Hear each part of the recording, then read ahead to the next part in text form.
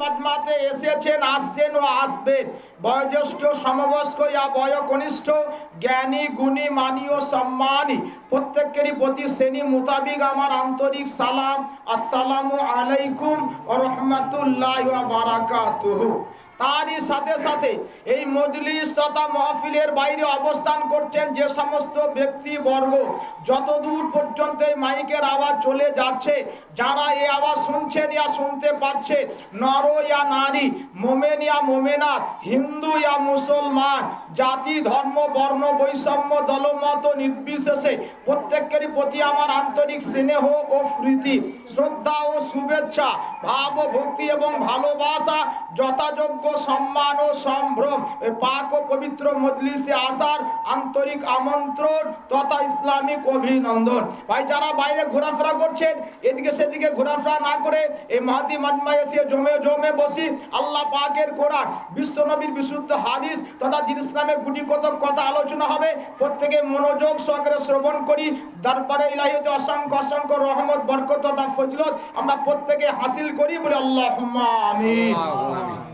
আলহামদুলিল্লাহ, সমস্ত রকমের প্রশংসা, গুণগান, গুণকীর্তন, আরাধনা, উপাসনা, ধ্যান ধারণা, চিন্তা ভাবনা, ইবাদত, বন্দেগী, হামদ ও সানা সেই রব্বুল আলামিনের জন্য, যিনি আমাদের খালিক ও মালিক, যিনি আমাদের প্রতিপালক তথা পরম প্রভু, যিনি হলেন আমাদের রব, যিনি আমাদের সব, যিনি হলেন মহিয়ান, গরিয়ান, সর্বশক্তিমান, অনন্ত দয়ালু, কৃপাবান।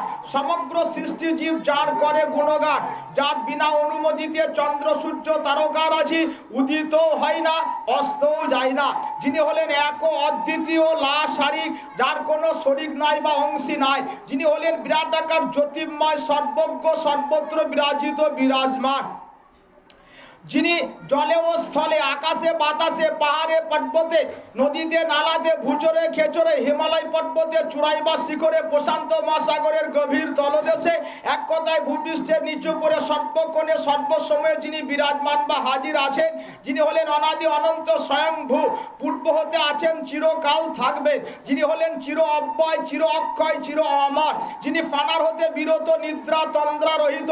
আমার আল্লাহ পানি পান করেন না, আমার খোদা খাদ্য গ্রহণ করেন না, নিদ্রা বা তন্দ্রা যাকে স্পর্শ করতে পারে না। আমার আল্লাহ কোনোদিন ঘুমাননি, কোনোদিন ঘুমাবেন না। তাই সকলে সমবেত কণ্ঠে একবার বলি সুবহানাল্লাহ। যিনি তিনার একক শক্তিতে এই বিশাল আকারের পৃথিবীটাকে সৃষ্টি করেছেন সীমাহীন আকাশ, আকাশের অসংখ্য তারকা, গ্রহ, গ্রহাণুপুঞ্জ, জ্যোতিষ্ক মণ্ডলী, মেঘের গর্জন, সূর্যের আলো, চাঁদের কিরণ, আকাশের বৃষ্টি, পাহাড়ের ঝর্ণা, সমুদ্রের ঢেউ, সুশীতল স্নিগ্ধ হাওয়া বা বাতাস, ফুলের সৌন্দর্য, সুগন্ধি ভাব, ফলের সুস্বাদু মিষ্টতা, স্বামী স্ত্রীর মধ্যে গভীর প্রেম, ভালোবাসা, সন্তানের প্রতি পিতামাতার স্নেহ, মায়া, মমতা, মানুষের বিবেক ও বুদ্ধি, বাঘের গম্ভীর আওয়াজ, হরিণের আঁকাবাঁকা শিং, ময়ূরের চমৎকার পেখম, কোকিলের সুমধুর কণ্ঠ, মাঠ ভরা সবুজ ঘাস, বিশ্বজুড়ে সবুজের আবরণ। এক কথায় যিনি মানব জাতির প্রয়োজনের পরিপ্রেক্ষিতে এই বিশ্ব জাহানকে সুন্দরভাবে সৃষ্টি করে সাজিয়েছেন, সেই মনস্রষ্টা আল্লাহ পাকের তরে প্রশংসার স্বরে সকলে মিলে একবার বলি আলহামদুলিল্লাহ। আওয়াজটা বেশ মনোপুত হলো না বাবাজি? এতগুলো ব্যক্তিবর্গ দরবারে ইলাহিতে শুকর আদায় করবো, সেটা একটু সশব্দে হবে না? আওয়াজটা বাউন্ডারির বাইরে গেছে নাকি আমার সন্দেহ।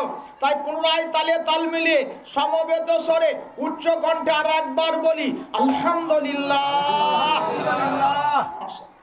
তারি পরে পরে বিশ্ব বরেণ্য নবী, নবীকুল শিরোমণি, পরম এবং চরম নবী, যে নবীর আদর্শে আদর্শবান হলে সারা বিশ্ব শান্তি পাবে।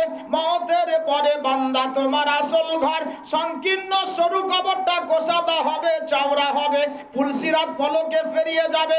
কঠিন কিয়ামত বান্দা তোমার জন্য সহজ হবে, তুমি ডান হাতে আমল নামা পাবে, শেষ বিচারে সফলতা লাভ করবে, পরকালের অবস্থানটা তোমার জান্নাত হবে।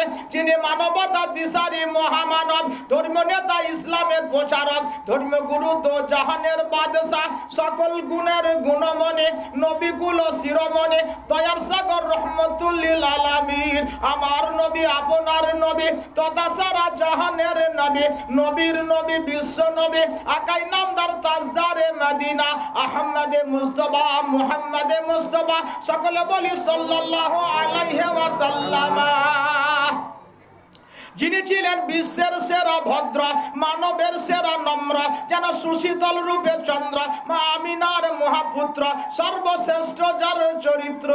যিনি ছিলেন ফুলের চেয়ে সুন্দর, পুষ্পের চেয়ে মনোহর, সৃষ্টির চেয়ে হুঁশিয়ার, যার মিষ্টি হাসি চমৎকার, যার হাসি দিয়ে জান্নাত হয় পুলকিত, যার কান্নায় জাহান্নাম কেঁপে ওঠে, যার পরিশ্রম হয়নি বৃথা, পবিত্র হাদিস যার কথা, মা ফাতেমার পিতা, বিশ্ব বরেণ্য নেতা, আমিনার লাল, মরুর দুলাল, সাইয়্যিদুল বাশার, ইমামুল আম্বিয়া, খতিমুন নবীর, জনাবে মুহাম্মদুর রাসূলুল্লাহর তরে নিজ নিজ অন্তরের অন্তরস্থল থেকে একবার সম্মিলিত কণ্ঠে দরুদে ইব্রাহিম পড়ি। আল্লাহুম্মা সাল্লি আলা মুহাম্মাদ ওয়া আলা আলি মুহাম্মাদ কামা সাল্লাইতা আলা ইব্রাহিম ওয়া আলা আলি ইব্রাহিম ইন্নাকা হামিদুম মাজিদ। আল্লাহুম্মা বারিক আলা মুহাম্মাদ ওয়া আলা আলি মুহাম্মাদ কামা বারাকতা আলা ইব্রাহিম ওয়া আলা আলি ইব্রাহিম ইন্নাকা হামিদুম মাজিদ। শ্রদ্ধেয় সম্মানীয় ইমানদার ভাইরা, আমার পর্দা নসিনা স্নেহের সম্মানীয় মায়েরা ও বোনেরা, সাবানের সন্ধ্যায় রাত্রি জাগরণ করে জাগরিত অবস্থায় দিন ধর্মের গুটি কত কথাকে শোনার জন্য আমরা বিভিন্ন স্থান থেকে এসে এই মরহুম নুরুল মিস্ত্রি সাহেবের বাড়িতে উপস্থাপিত রয়েছে, ধৈর্য ধরে বসে আছেন, মনোযোগ সহকারে কোরআন এবং হাদিসের কথাকে শ্রবণ করছেন। আল্লাহ পাক আমাদের বিভিন্ন স্থান থেকে আসা এবং এই ফজিলতপূর্ণ মজলিসে বসা, কোরআন হাদিস তথা দ্বীন ইসলাম সম্পর্কে কিছু কথা বলা ও শোনাকে কবুল করুন। এর পরিপূর্ণ জাযা খায়ের বদলা আল্লাহ পাক আমাদের প্রত্যেককে পুঙ্খানুপুঙ্খভাবে দান করুন। সকলে বলি আল্লাহুম্মা আমিন। মহতরম বুজুর্গ দোস্ত, আজকে আপনার আমার সকলের আগমন, উপস্থিতি, উপস্থাপন একটা নেক নিয়তে, সৎ উদ্দেশ্যে, না কি বাবাজি? এতগুলো ব্যক্তিবর্গ চেয়ারুল সাহেবের বাড়িতে আমরা মিলিত হয়েছি, একটা মহৎ উদ্দেশ্য আছে। কম বেশি আমরা সকলেই জানি, জ্ঞাত আছি। এই পরিবারের যিনি প্রধান ছিলেন, এই বাড়ির যিনি গৃহকর্তা, মরহুম নুরুল মিস্ত্রি সাহেব, বিগত বেশ কিছুদিন পূর্বে উনি ইন্তিকাল করেছেন। তাকে 3.5 হাত মাটির নিচে পতিত করা হয়েছে, কবরস্থ করা হয়েছে। তার বুকের উপরে অনেক মাটি চাপা আছে, মুখটা মাটি দিয়ে ঢাকা আছে। যোগ্যভাবে যোগ্য বেটা বেটি দুনিয়ার জমিনে বাকি আছে। না জানি আব্বাসান কবরে কি হালতে আছে। যদি কেউ আজাবে আজাবিত হতে থাকে, তাই তো উলামে দিনদেরকে ডেকে এনে কিছু কোরআন এবং হাদিসের কথা বলে সবিশেষে তার মাগফিরাতের জন্য দোয়া করা হবে। আল্লাহ যেন এই দোয়াকে অবশ্যই কবুল করেন। সকলে বলি আল্লাহুম্মা আমিন। সকলে বলি আল্লাহুম্মা আমিন। আমি কোরআন এবং হাদিস থেকে গুটি কত কথা বলবো, প্রত্যেকই জেনে বুঝে আমল করব। জোরে বলি ইনশাআল্লাহ। ইনশাআল্লাহ। যতক্ষণ বলবো কোরআন এবং হাদিস থেকে বলবো। আর কোরআন হাদিসকে বোঝানোর জন্য, বোঝার জন্য মাঝে মধ্যে দুই একটা উপমা উদাহরণ আপনাদের সম্মুখে তুলে ধরবো। সেই কোন বাবার কেচ্ছা কাহিনী, আসমান দিয়ে উড়ে গেল, লেজটা পড়ে গেল, এইরকম ঘটনা কেচ্ছা কাহিনী আমি বলবো না। যতক্ষণ বলবো কোরআন এবং হাদিস দিয়ে বলবো। এখন অনেকের মনে মনে হবে, হুজুর ইতিপূর্বে আমাদের গ্রামের যোগ্য যোগ্য ইমাম সাহেবরা যত কথা বলেন কোরআন হাদিস দিয়ে বলেন। এর আগে যত জলসা জলুসে গেছি, মিলাদ মজলিসে গেছি, মাগফিরাতের মাহফিলে গেছি, মৌলবীরা শুধু কোরআন আর কোরআন, হাদিস আর হাদিস দিয়ে বলে। তাহলে মৌলবীদের ঝুলিতে হয়তো ইতিহাস, বিজ্ঞান, ভূগোল অন্য কিছু জানা নেই। আমি আব্দুল গফুর ফকর করছি না, আল্লাহ পাকের শকরের সঙ্গে আপনাদেরকে জানাই। আজকে যদি ইতিহাসের কথা আমি বলি, সারা রাত্রি কথা বলার ক্ষমতা রাখি, কিন্তু আজকের দিন ইতিহাস বলবো না, বিজ্ঞান বলবো না, ভূগোল বলবো না, বাংলা বলবো না। বলবেন কেন বলবেন না? আজকের দিন ইতিহাস, বিজ্ঞান, ভূগোল, বাংলা বললে অনেক ভুল বলা হবে, অনেক অসত্য বলা হবে, অনেক বাড়াবাড়ি করা হবে। আর আল্লাহর কোরআন বললে পুরোটাই সত্য হবে। বলি সুবহানাল্লাহ। সুবহানাল্লাহ। আরে আলেম উলামারা কোরআনের কথা বলবে না তো বলবে কিসের কথা বাবা? কোরআন কেমন কিতাব জানেন? সারা বিশ্বের বুকে যতগুলো বই আছে, যতগুলো পুস্তক আছে, যতগুলো কিতাব আছে, যতগুলো গ্রন্থ আছে, কোরআনের বিকল্প কোনো বই, কোনো পুস্তক, কোনো কিতাব, কোনো গ্রন্থ আর বিশ্ব খুঁজে পাবে না। ঠিক না ভুল? জোরে বলুন।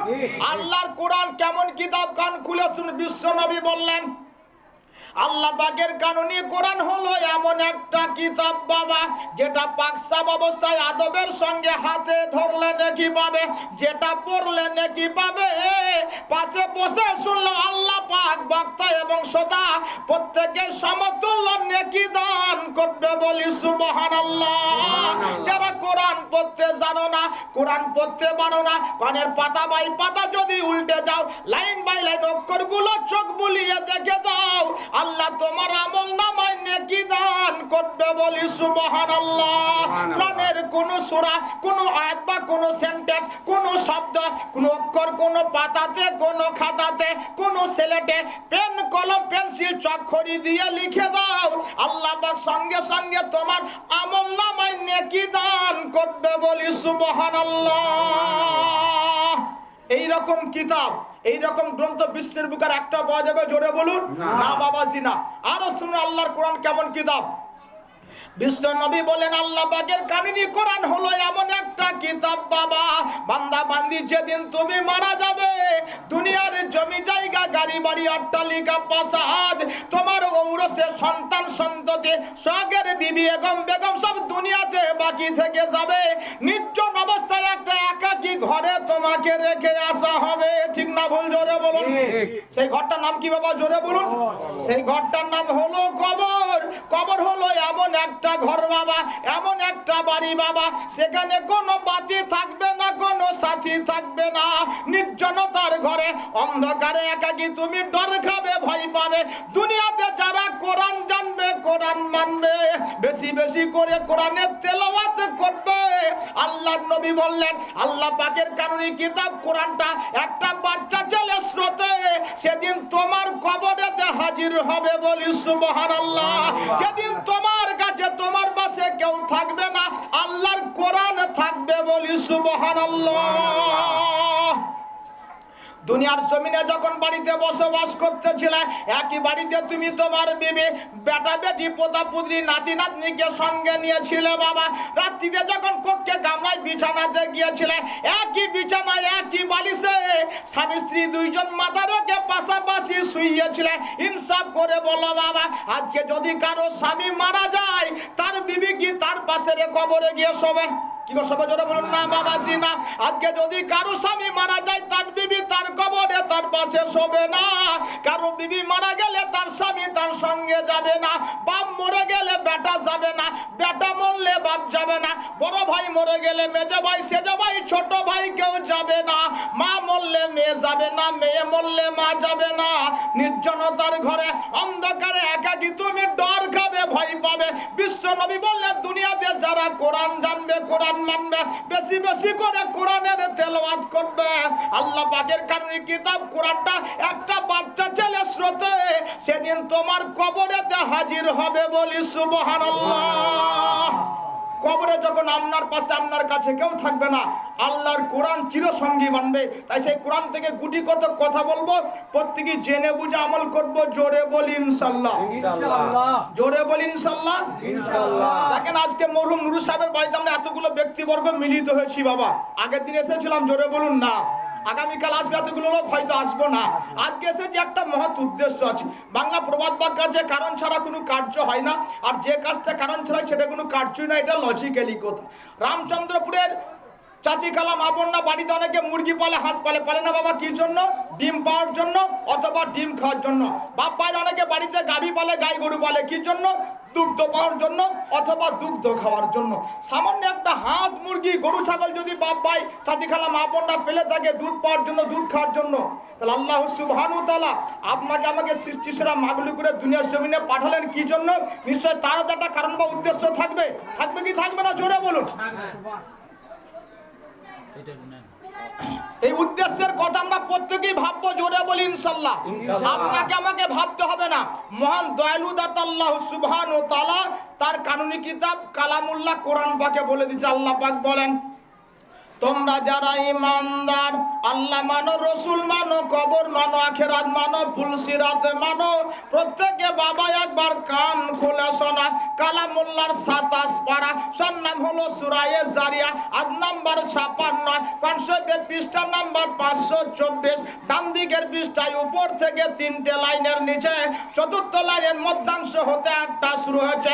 আল্লাহ পাক তার পবিত্র কিতাব কালামুল্লাহ কোরআন পাকে বর্ণনা দিয়েছেন, বিসমিল্লাহির রহমানির রহিম, ওয়া মা খালাকতুল জিন্না ওয়াল ইনসা ইল্লা লিয়াবুদুন। ইংরেজিতে মানেটা হলো Allah calling Quran that I have created all mans and jinns only for my praise. আমি আল্লাহ সুবহানাহু ওয়া তাআলা সারা বিশ্বের সমগ্র জিন জাতিকে, মনুষ্য সমাজকে সৃষ্টি করেছি শুধুমাত্র আমার ইবাদত করার জন্যে। আল্লাহ তার কানুনি কিতাব কালামুল্লাহ 27 পারা, যার নাম হলো সূরায়ে জারিয়া, আয়াত নাম্বার 56, 500 পৃষ্ঠা নাম্বার 524। ডান দিকের পৃষ্ঠায় উপর থেকে 3টে লাইনের নিচে 4th লাইনের মধ্যাংশে বর্ণনা দিচ্ছেন, আমি আল্লাহ সুবহানাহু ওয়া তাআলা সমগ্র বিশ্বের সমগ্র মানব এবং দানবকে সৃষ্টি করেছি কেবল আমার ইবাদত বন্দেগী করার জন্যে।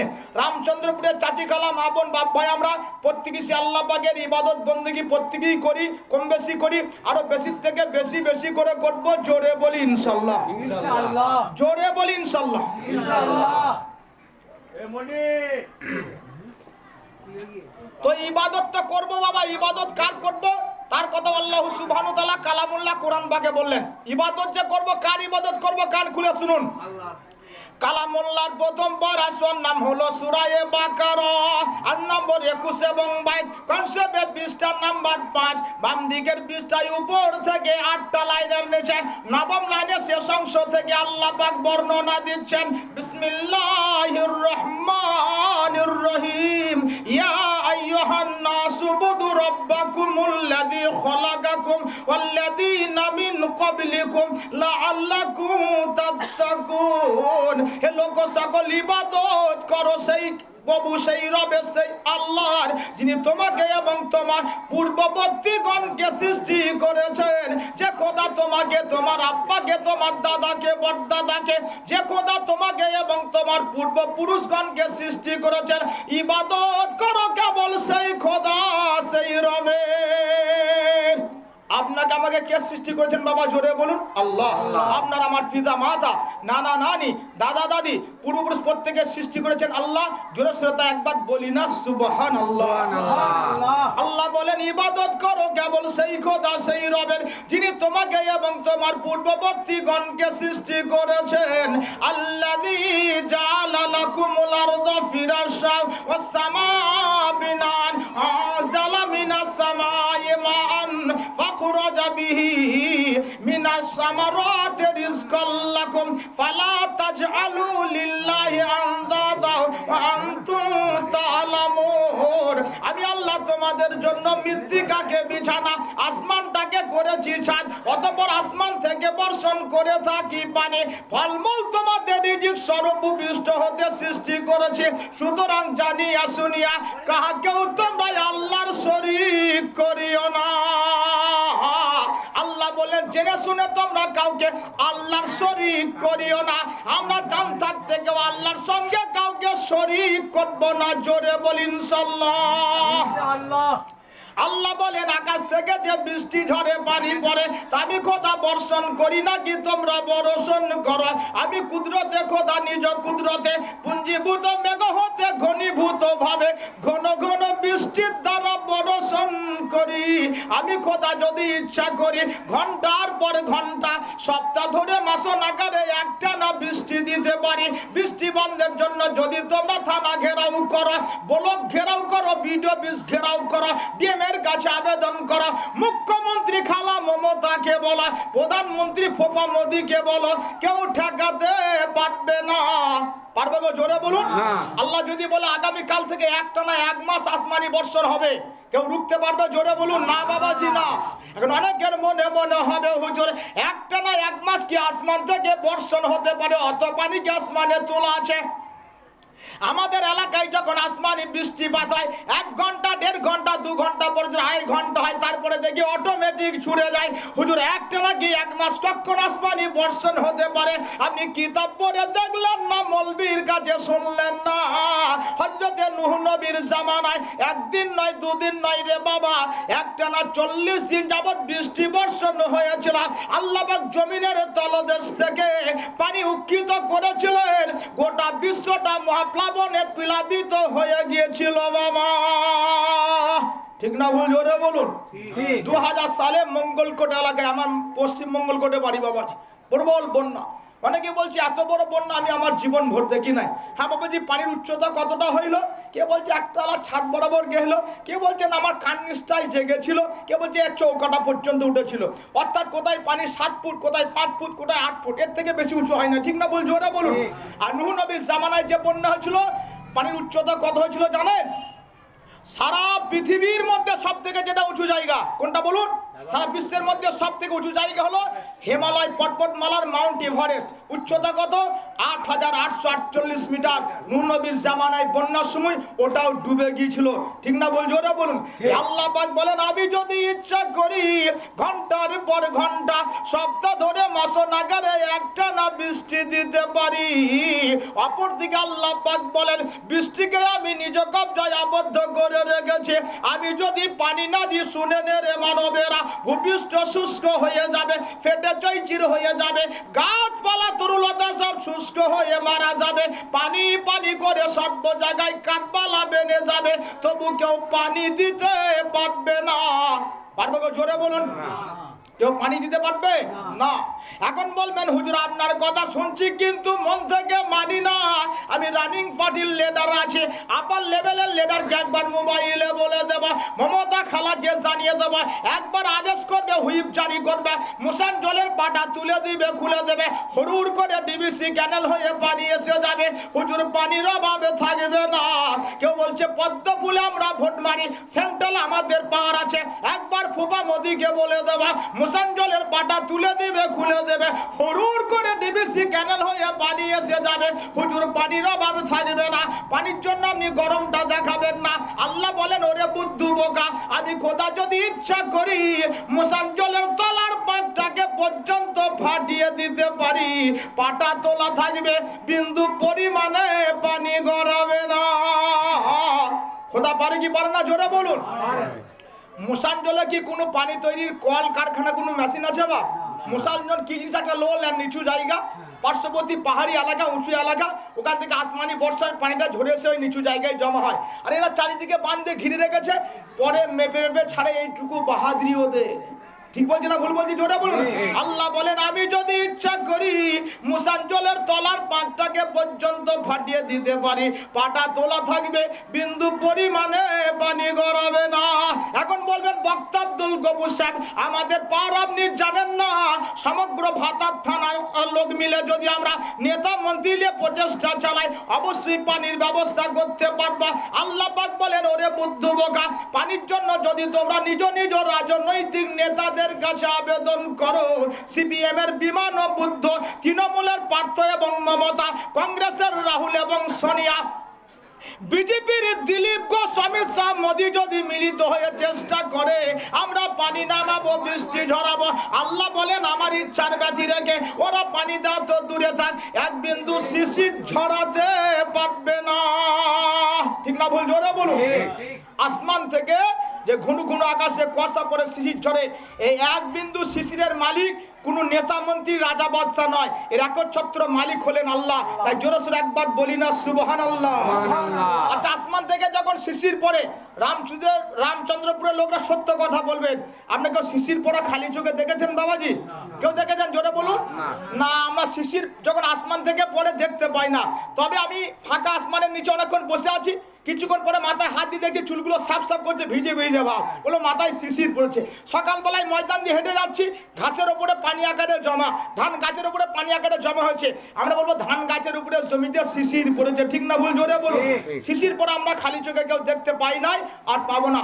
আল্লাহ সুবহানাহু তাআলা বলেন, আমি কুদরতে খোদা নিজ কুদরতে সমগ্র বিশ্ববাসীর চোখের আলোকে নিমেষে নিমেষে ঘুনু ঘুনু আকারে তোমাদেরকে শিশির দান করি।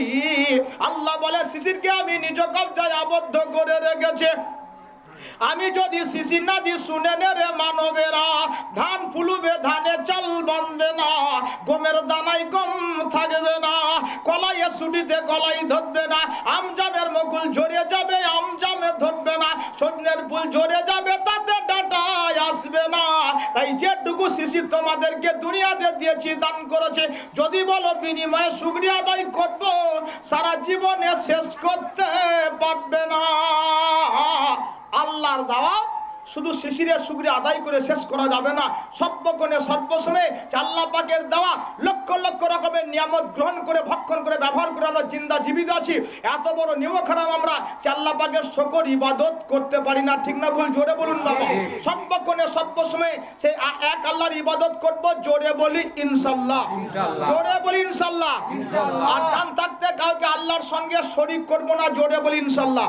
ইবাদতের একচ্ছত্র মালিক হলেন আল্লাহ, ঠিক না ভুল? জোরে বলুন। আল্লাহ ছাড়া অন্য কারো ইবাদত করা চলবে না। হযরতে লোকমান হাকিমের নাম আপনারা শুনেছেন। হযরতে লোকমানে হাকিম আল্লাহর কোনো বিখ্যাত বড় নবী ছিলেন না, একজন বিখ্যাত বুজুর্গ আল্লাহর ওলি দরবেশ মানুষ। আল্লাহ পাক ভালোবেসে তার নামে কোরআন শরীফে একটা সূরা নাজিল করেছে। সূরাটার নামই হলো সূরায়ে লোকমান। কালামুল্লাহর 21 পদে সূরাটা আছে, যারা পড়তে পারেন আগামী কাল খুলে দেখে নেবেন। হযরতে লোকমানে হাকিম তার সন্তানদেরকে উপদেশ দিচ্ছিলেন, সেই উপদেশের কথাটা আল্লাহ পাক কোরআন পাকে আয়াত হিসেবে তুলে দিয়েছেন, বলি সুবহানাল্লাহ। হযরতে লোকমানে হাকিম তার সন্তানদেরকে কি বললেন শুনুন। কালামুল্লাহর 21 পারা, সর নাম হলো সূরায়ে লোকমান, আর নাম্বার 13, কনসেপ্ট পৃষ্ঠা নাম্বার 413, বাম দিকের পৃষ্ঠায় উপর থেকে 3টে লাইনের নিচে 4th লাইনের শুরু অংশ থেকে 8টা শুরু হচ্ছে। ইচ্ছা হলে কাল সকালে তোমরা খুলে দেখে নিতে পারো। বিসমিল্লাহির রহমানির রহিম। ওয়াইজ ক্বালা লুকমানু লিইবনি ওয়া বুনাইয়া লা তুশরিক বিল্লাহ। আল্লাহর সঙ্গে তোমরা কাউকে শরীক করবে না। হে আমার সন্তানেরা, আল্লাহর সঙ্গে কখনো কাউকে শরীক করবে না। শরীক করলে কি হবে? ইন্না শিরকা লা যুলমুন আযীম। শিরক হলো সবথেকে বড় জুলুম, বড় গুনাহ। বিশ্বের বুকে যত কোয়ালিটির গুনাহ আছে বাবা, সবথেকে বড় খতরনাক গুনাহ হলো শিরকের গুনাহ। তাই রামচন্দ্রপুরের চাচি খালা মা বোন বাপ ভাইদেরকে করো জোরে বলে যায়, আমরা জান থাকতে কেউ শিরকের গুনাহ করব না, জোরে বলি ইনশাআল্লাহ। শিরক করলে কি হবে? কালামুল্লাহর 6ষ্ঠ পারা, সর নাম হলো সূরায়ে মায়দা, আর নাম্বার 72, কনসেপ্ট পৃষ্ঠা নাম্বার 121, বাম দিকের পৃষ্ঠায় উপর থেকে 7টা লাইনের নিচে 8ম লাইনে আল্লাহ পাক বর্ণনা দিচ্ছেন। বিসমিল্লাহির রহমানির রহিম। ইন্নামা ইউশরিক বিল্লাহ ফাকাদ হারামাল্লাহু আলাইহিল জান্নাতা। আল্লাহ পাক বলে নিশ্চয়ই তোমরা আল্লাহর সঙ্গে কাউকে শরীক করবে না। শরীক করলে কি হবে? ফাকাদ হারামাল্লাহু আলাইহিল জান্নাতা। ফাকাদ হারামাল্লাহু, নিশ্চয় আল্লাহ পাক তাদের জন্য হারাম করে দিয়েছেন আলাইহিল জান্নাতা, জান্নাতের জমিনকে। আহা, কি বললেন? আল্লাহ বলছেন ফাকাদ হারামাল্লাহু আলাইহিল জান্নাতা। যারা জেনে বুঝে আল্লাহর সঙ্গে শরীক করবে, আমি খোদা তাদের জন্য জান্নাতকে হারাম করে দিয়েছি, জোরে বলি ইন্নালিল্লাহ। তাই জান থাকতে কেউ শিরক করব না, জোরে বলি ইনশাআল্লাহ। ইনশাআল্লাহ। মৃত্যুর পরে কিয়ামতের পরে দুটো জায়গা থাকবে বাবা। এই রামচন্দ্রপুরও থাকবে না, বলগোনাও থাকবে না, মুরাদপুরও থাকবে না, মেমারিও থাকবে না, ঠিক না ভুল? জোরে বলুন। দুটো ঠিকানা হবে, একটা হলো জান্নাত, একটা হলো জাহান্নাম। তো জান্নাত যদি তাদের জন্য হারাম হয়, লোকগুলো কোথায় যাবে? আপনাকে আমাকে ভাবতে ভাবতে হবে না। পরে আল্লাহ পাক বলে দিলেন ওয়ামা ওয়াহু ফিন্নার, তাদের অবস্থানটা হয়ে যাবে জাহান্নাম। তাই জাহান্নামের আগুন থেকে বাঁচতে, মরার পরে জান্নাত যেতে, জান্নাত পেতে আমরা কেউ শিরকের গুনাহ করব না। জোরে বলি ইনশাআল্লাহ, জোরে বলি ইনশাআল্লাহ। সর্বক্ষণে সর্বসময়ে এক আল্লাহর ইবাদত করব, জোরে বলি ইনশাআল্লাহ।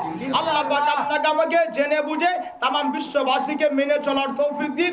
সকলে বলি আল্লাহুম্মা আমিন। আল্লাহুম্মা সাল্লি আলা সাইয়্যিদিনা মাওলানা মুহাম্মদ ওয়া আলা আলি সাইয়্যিদিনা সাফিয়ানা মাওলানা মুহাম্মদ। আম মিষ্টি জাম মিষ্টি আরো মিষ্টি বেদানা, তাহার চেয়ে অধিক মিষ্টি, তাহার চেয়ে অধিক মিষ্টি আমার নবীজির নাম খানা।